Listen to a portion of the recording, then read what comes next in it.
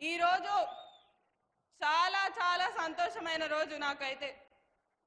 సంవత్సరం కింద మీరందరూ కూడా నన్ను ఆశీర్వదించడంతో గెలిచాను. తర్వాత నుంచి ఆ రోజు చెప్పాను, ఏదైతే 10 సంవత్సరాల నుంచి ఒక లెక్క ఉంటే ఇప్పటి నుంచి గెలిచిన తర్వాత నుంచి ఒక లెక్క అని ఆ రోజే చెప్పినాను. ఈరోజు మన ప్రాంతానికి 1000 కోట్ల నిధులతోని చాలా అభివృద్ధి కార్యక్రమాలని ఈరోజు మనం శంకుస్థాపన చేసుకున్నాం. దీనికి ప్రత్యేకంగా ఇక్కడ ఉన్న మన ముఖ్యమంత్రి గారికి, మన నారాయణపేట్ ప్రజలందరూ కూడా లేచి ఒక్కసారి గట్టిగా చప్పట్లతోని ఆయన కృతజ్ఞతలు తెలపాలని కూడా కోరుకుంటున్నాను. ఈడ చాలా మంది ఉన్నారు, మహిళలు ఉన్నారు. మహిళా సోదరుమణులకైతే నాకు ఎప్పుడైనా ఏ సభకు పోయినా అన్నలు ఎక్కువ కనిపిస్తారు, తప్పుగా అనుకోకండి అన్న. ఈసారి మాత్రం సగం సభ కంటే ఎక్కువ మన మహిళలే ఉండడం నాకు ఎంతో చాలా సంతోషం ఇచ్చింది. అమ్మ, ప్రతిసారి ఇలానే వచ్చి నన్ను ఆశీర్వదించాలని కూడా మీ అందరినీ కూడా కోరుకుంటూ, ఈరోజు జరిగిన కార్యక్రమంలో అన్నిటికంటే ముఖ్యమైనది మనకు సంబంధించిన మహిళా జిల్లా సమైక్య ఏదైతే ఏర్పాటు చేసిండ్రో పెట్రోల్ బంక్ ని, అదే విధంగా మెడికల్ కాలేజ్ కానివ్వండి, ఎంసీహెచ్ కానివ్వండి, నర్సింగ్ కాలేజ్ కానివ్వండి, ఆర్ఎండ్బి రోడ్స్ కానివ్వండి, పంచాయత్ రాజ్ రోడ్స్ కానివ్వండి, ఇలా చెప్పుకుంటూ పోతే చాలా పనులకి ఈరోజు 100 కోట్లతోని శంకుస్థాపనలు చేసుకున్నాం. ఈరోజు దీంతో పాటు ఇక్కడికి మన నారాయణపేట్ నియోజకవర్గ అభివృద్ధి బాటలో నడుస్తుందని ఇదొక తొలి మెట్టే అని మీ అందరికీ తెలియజేస్తున్నాను. ఇక్కడి నుంచి నాకు మీరు ఇచ్చిన అవకాశంతో తప్పకుండా రానున్న 4 రోజుల్లో నారాయణపేట్ రూపు రేకులనే మార్చి తీర్తానని మీకు ఈరోజు ఈ సభ ద్వారా మాటిస్తున్నాను. ఈరోజు ఎక్కువసేపు చాలా మందికి తెలుసు, ఎక్కువసేపు మాట్లాడను, కానీ ఈరోజు నా చేత కూడా చాలా మంది మాట్లాడిస్తున్నారు. ఏం జరుగుతుంది నారాయణపేటలో, అసలు ఏం వస్తలేవు, సంక్షేమ పథకాలు వస్తలేవు, ఏం వస్తలేవు అని చెప్తున్నారు. కానీ అన్న, మా నారాయణపేట నియోజకవర్గానికి సంబంధించి అయితే 200 ఉచిత కరెంటు, దాదాపు 40,000 గృహాలకి ఈరోజు ఉచిత కరెంట్ మనం ఇస్తున్నాం. అదే విధంగా దాదాపు గ్యాస్ సబ్సిడీ అనేది కూడా 80% మందికి ఈడ ఇస్తున్నాం. దీంతో పాటు ఇంకా చెప్పుకుంటూ పోతే చాలా ఉన్నాయి, ఒక్కొక్కటి కూడా చెప్పుకుంటూ పోతా. కొంచెం ఏంటంటే వెల్ఫేర్ స్కీమ్స్ గురించి మాట్లాడతాం. రైతు రుణమాఫీ ఇప్పటికే మనకు దాదాపు 200 కోట్ల రైతు రుణమాఫీ మన నియోజకవర్గానికే జరిగింది. ఇంకా మిగిలిందంటే ఎక్కువ లేదన్నా ఒక 50 కోట్ల వరకే మిగిలింది. అది కూడా మరి దీంతో పాటు రైతు భరోసా ఇప్పటికే అందరికీ పడుతూనే ఉంది.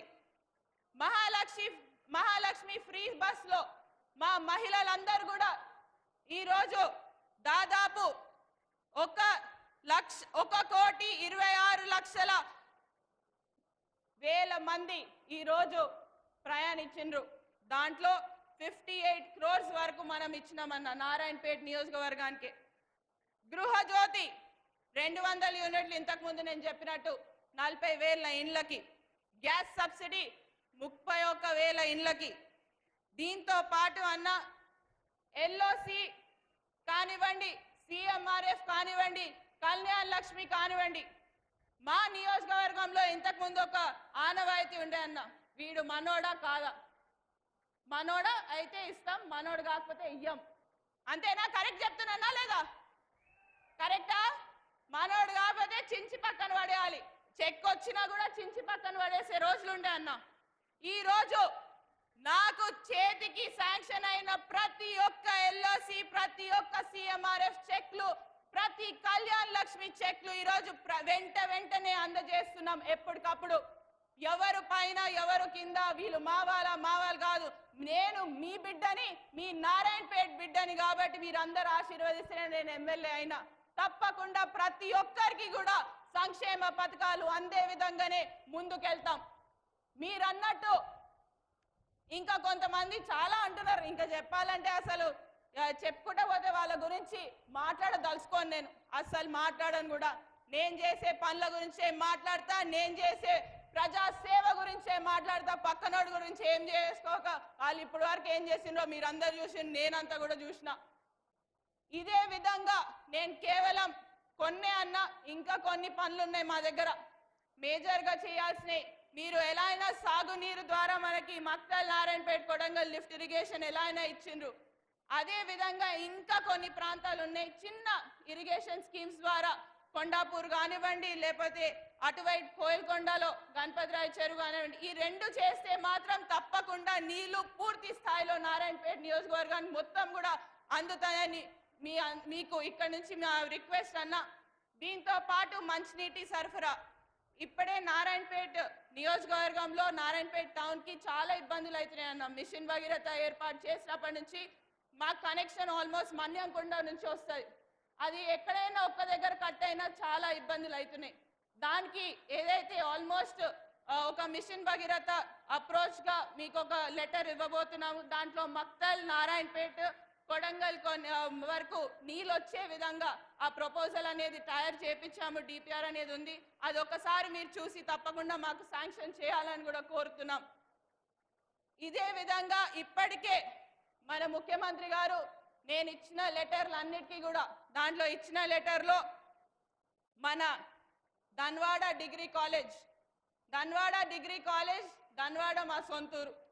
ధన్వాడ డిగ్రీ కాలేజ్ వచ్చి 3 సంవత్సరాలు 4 సంవత్సరాలైనా ఒక భవనం లేకుండే షిఫ్ట్ బేసిస్ లో నడిపించిండ్రు. ఆ ధన్వాడ డిగ్రీ కాలేజ్ కోసం ఒక బిల్డింగ్ శాంక్షన్ కోసం అడగడం జరిగింది. మన ముఖ్యమంత్రి గారు వెంటనే శాంక్షన్ ప్రాసెస్ అనేది కూడా మొదలు పెట్టారు. త్వరలోనే ఆ బిల్డింగ్ అనేది కూడా మనకు వస్తుంది. దీంతో పాటు నారాయణపేట టౌన్ లో గవర్నమెంట్ ప్రాక్టీసింగ్ హై స్కూల్ అనేది ఉంటుందన్న. 70 years back practising high school అనేది ఏర్పడ్డది. అప్పటి నుంచి అప్పుడు చిన్న టౌన్ కాబట్టి ఒకటే దగ్గర నడిపించిండ్రు. కానీ ఇప్పుడు టౌన్ పెద్దగా అయ్యేసరికి 3 వేరే చోట్లలో నడిపిస్తున్నారు. దానికోసం కూడా మీకు లెటర్ ఇవ్వడం జరిగింది. అది కూడా శాంక్షన్ కూడా త్వరలో చేయమని కూడా ముఖ్యమంత్రి గారు చెప్పడం జరిగింది. దీంతో పాటు నారాయణపేట అండర్ గ్రౌండ్ డ్రైనేజ్ అనేది కూడా ప్రాసెస్ లో ఉంది. మర్కెల్కి జూనియర్ కాలేజ్ కూడా ప్రాసెస్ లో ఉంది. ధన్వాడకి రోడ్ అండ్ డివైడర్ ప్రాసెస్ లో ఉంది. మన market yard, agriculture market yard అనేది కూడా అప్గ్రేడేషన్ కోసం అడగడం జరిగింది. అది కూడా ప్రాసెస్ లో ఉంది. ఇట్లా చెప్పుకుంటూ పోతే చాలా ఉన్నాయి. ఈ రోజు చెప్పాల్సిన అవసరం వచ్చింది కాబట్టి ఇంత మాట్లాడుతున్నా, లేకపోతే ఎప్పుడు మాట్లాడను. తప్పకుండా రానున్న రోజుల్లో మన నారాయణపేట ఇక్కడి నుంచి అభివృద్ధి పదంలోనే నడుస్తుందని కూడా